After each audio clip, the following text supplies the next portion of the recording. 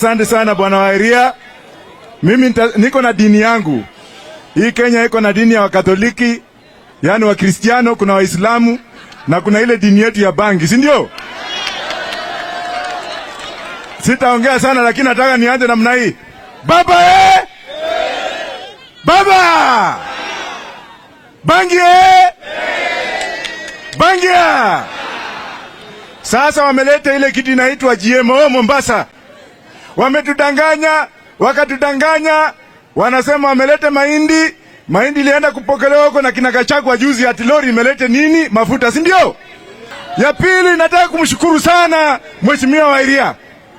Hao walikuwa wamesema hiyo mlima hamwezi kwenda, na huko akija kwetu mtu kama Gachagua anaenda South Nyanda Migori, anavaa kofia ya nyasi kutanganya watu huko atako na Wajaluo. Hakuna kitu kama hiyo.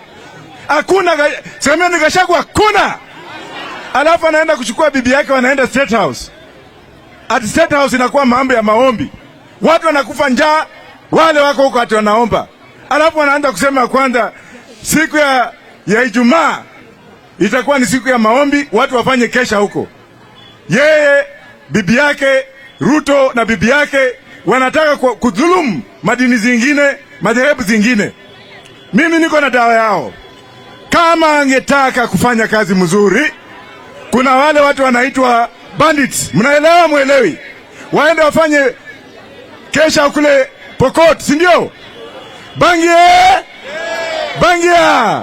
Sitaendelea sana manake baba iko hapa, na mshukuru mheshimiwa Wairia, na kuna rafiki yetu hapa. Asante sana.